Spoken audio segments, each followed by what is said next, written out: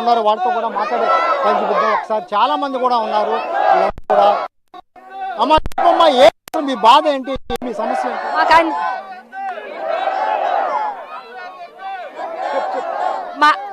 అన్ని రకాలుగా బాధలు ఉన్నాయి. గొల్లూరుతో మా గొర్రెలు ఉన్నాయి, ఎక్కలు ఉన్నాయి.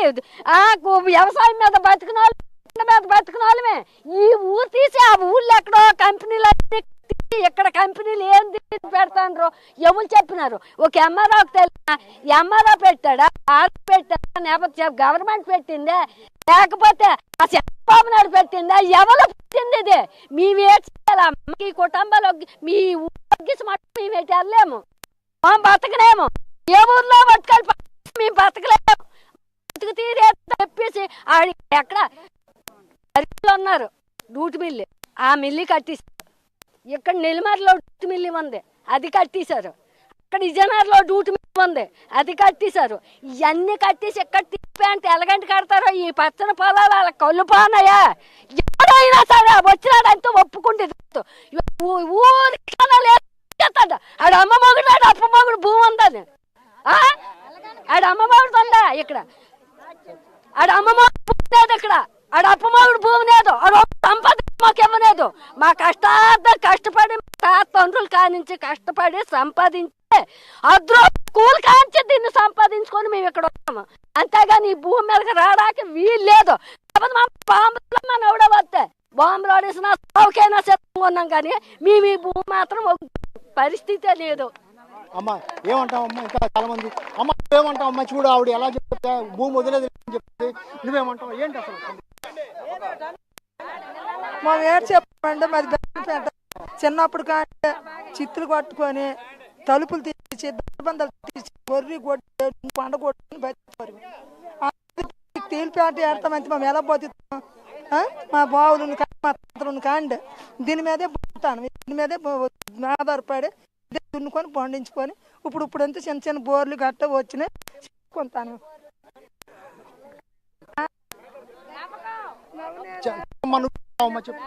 చిన్నప్పటి నుంచి తాతలు కష్టపడి భూమి మీద బతికి గొర్రె మేక అందరం చిన్న పిల్లలు అందరం ఇక్కడ కష్టపడి బతికిన వాళ్ళం, కూలి చేసుకున్న వాళ్ళమే.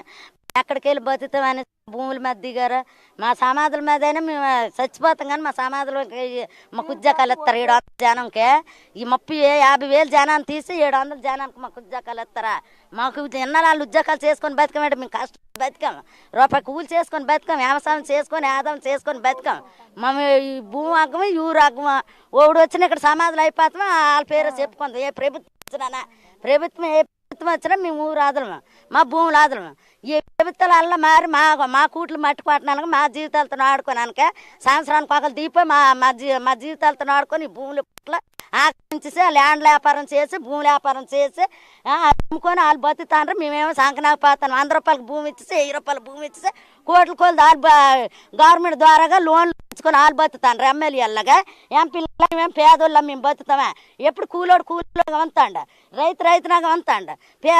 ఈ నాయకతానం చేసిన వాళ్ళు కోటేశ్వర్లు అవుతాండ్రా, మమ్మల్ని భూములు కప్పెట్టేస్తాండ్రు. అంతే మీ మట్టి అయిపోయినా వస్తాండ్రా, మీ మట్టిలోనే కలిసిపోతాం. మమ్మల్ని యూరు అగ్గం, మమ్మల్ని భూమి అగ్గమా? మా ప్రాణం తెగింతాం, కానీ మాకు ఉద్యోగాలు వద్దు. మేము కష్టపడే బతుకుతాం. ఇక్కడ 700 జనంకే 50,000 జనంకే కూట్లు బుగ్గోసి 700 జనంకే జాబులు ఇస్తారు. మాకు జాబులు వద్దు, మా భూమి మీద రావద్దు. ఓట్లు వేస్తే ప్రభుత్వం సంవత్సరానికి ఒకరు మేము ఓట్లు వేస్తే ఆ సంవత్సరానికి ఒకరు దిగుగా మా కూట్లు నన్ను తయారవుతానరా? అది ఏదో మేము ఏ ఓట్లు మా కష్టం మేము బతుకుతామా? మేము ఎవడు వాళ్ళు మేము బతకలేదు, మా కష్టాన్ని మేము బతుకుతాను. మా చేసుకొని బతుకుతామా? భూములు అయితే అగ్గం మా కూట్లు మట్టుకోవడానికి అంతే వీళ్ళందరూ మేము ఊరుతామా? మా ప్రాణాలు తెగింతాం, కానీ మేము వదలము భూములు. మేమెమ్మ ఎవడొక్క మా అమ్మ ఒక్క, మా బావ ఒక్క, మా మామల ఒక్క, మా తండ్రులకి ఇదే. ఆడ అమ్మ సొత్తు కాదు, ఆడ బావ సొత్తు కాదు. ఇదే ఇక్కడికి రానానికి ఎవడైనా ప్రాణాలు తీస్తేనే ఎవడని వచ్చి మా ప్రాణాలు తీస్తే మా సమాధుల మీద ఆడు బతకాలి తప్ప, కానీ మేమైతే అగ్గం. మాకు డబ్బు వద్దు, దాని వద్దు, మా కావాలి. మా పిల్ల మాకు ఉద్యోగాలు వద్దు. సతీష్, ఇది పరిస్థితి. వాళ్ళ ఆవేదన మనం చూడొచ్చు. మహిళలు చాలా ఆవేదన చేస్తున్నారు. ఎట్టి భూమి చాలా మంది రైతులు కూడా చాలా మంది కూడా మొత్తం ఊరు. ఏమంటారు, మీరేమంటారు? ప్రైమ్ 9 న్యూస్కి కృతజ్ఞత. మెల్టన్ స్టీల్ ప్లాంట్ యొక్క భాగానికి గ్రామాల 6 గ్రామాల నుంచి మాకు అభినందనలు తెలుపుకుంటున్నాం. ఇక్కడ సంవత్సరానికి 2 పంటలు పండే భూముల్ని తీసుకొని బలవంతంగా తీసుకొని ఈ పంట భూముల్ని తీసుకొని లాక్కొని సమాజాన్ని నిర్మాణం చేయడానికి పూనుకుంటున్న ప్రభుత్వానికి మా యొక్క విన్నపం ఏంటంటే, దయచేసి దగ్గరికి ఏమైనా తీసుకుపోయే అవకాశాలు ఉంటాయి, అక్కడ పెట్టుకొని రైతు తీసుకునే ప్రభుత్వం మంచి మనసుతో దీన్ని వెనక మళ్ళీ పెట్టే అవకాశాన్ని ఆలోచించమని చంద్రబాబు నాయుడు గారికి, డిప్యూటీ సీఎం పవన్ కళ్యాణ్ గారికి, ప్రభుత్వానికి 6 గ్రామాల ప్రజలు భూములు తాత సంపాదించుకుని ఏ ఒక్కరు కూడా ఒక అరెకరా పెద్ద సన్నకారు రైతులు మాత్రమే ఉన్నారు. అందరూ భూ మాత్రమే ఇక్కడ అది అయిపోయినాక ఒక పంట కూడా ఒక 20 కిలోమీటర్ల దూరంలో పరిధిలో ఉంది. మళ్ళీ క్యారేజ్ పోయే పరిస్థితులు మాకు ఉన్నాయండి. అది కూడా అవుతుంది ఇక్కడ నుంచి. ఇప్పుడు 50-60 సంవత్సరాల నుంచి జీవిస్తున్న ప్రజల్ని తో పాటు లేపుతుంటే ఎక్కడికి వెళ్ళి జీవించి మళ్ళీ ఒక జీవన ప్రేమను మళ్ళీ మెరుగుపరచుకోవాలంటే ఎన్ని సంవత్సరాలు పడతారు? మళ్ళీ బాధలను కష్టాలు అర్థం చేసుకొని ఆ యొక్క విన్నపాన్ని విన్నవిస్తారని కూడా మీరు పెద్దవారు, మరి ఇప్పుడు వెళ్ళిపోమంటారు, ఇళ్ళ నుంచి కూడా ఆక్రమించారు మీరు. ఎవరు మాకు తెలియదు, కలెక్టర్ ఆఫీస్ కూడా మాకు ఏ ఆదేశం అని చెప్పేసి శాప కింద నీళ్ళలాగా ప్రవర్తిస్తున్నారు. ఈ జనాలు 700 మంది అందరూ 70 ఎకరాలు తీసుకుని ఎత్తి అలాగైపోతే ప్రజలు కూలి చేసుకున్న వాళ్ళు 10,000 మంది, ఇంచుమించు 10,000 మంది వదులుతున్నారు ఊరి మీద కూలి చేసుకొని వ్యవసాయం చేసుకుని. 700 మంది అక్కడ, 10,000 మంది అక్కడ. చాలా దురదృష్టకరం ఇది చాలా ప్రభుత్వం ఆలోచించి ఎలక్ట్ తీసుకోవాలని కోరుతున్నాం. రండి పెద్ద మీరు కూడా చాలా రైతు, రండి అసలు ఈ సమస్య బాధపడుతుంటే మీరేమంటారు? అసలు మీరు చెప్పండి. అసలు బాబు ఇప్పుడు చిన్నప్పుడు కానీ మా తాతలు కానీ ఇక్కడ పండే భూములు వీటిని ఆక్రమించి కాలం ఇచ్చారు. తోటపిల్లి కాల వజన కానీ 10 మంది బతుకుతారు.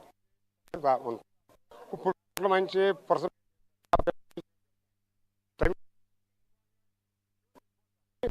చంద్రబాబు నాయుడు గారి దృష్టిలో ప్రభుత్వం ఈ ఒత్తిడి వచ్చింది. ఇంతవరకు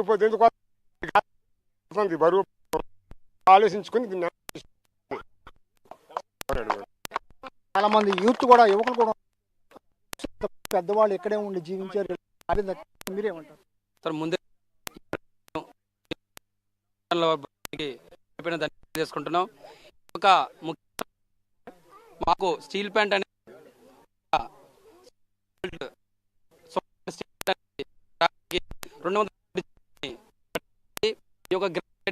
దమర్సింగి బెల్లానిపేట 7 గ్రామాల ప్రజలు 5,000 మంది జీవిస్తూ వీరందరూ కూడా కష్టార్జితంతో యొక్క జీవనాన్ని సాగిస్తున్నారు. ఈ పచ్చని భూముల్లో మా యొక్క ఈ భూముల్ని 1250 ఎకరాలని సుమారుగా ఈ యొక్క ప్రభుత్వం తీసుకోవడం జరుగుతుంది.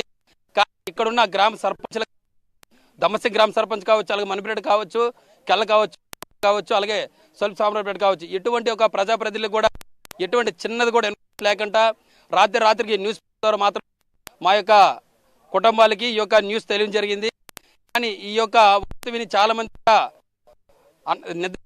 కూడా కొన్ని రోజులు జరిగింది. మా గుర్ల మండలం తహసీల్దార్ ఎంఆర్ఓ ఆఫీస్కి వెళ్ళడం జరిగింది. అక్కడ కూడా వినతి పత్రం ఇవ్వడం జరిగింది. వాళ్ళు కూడా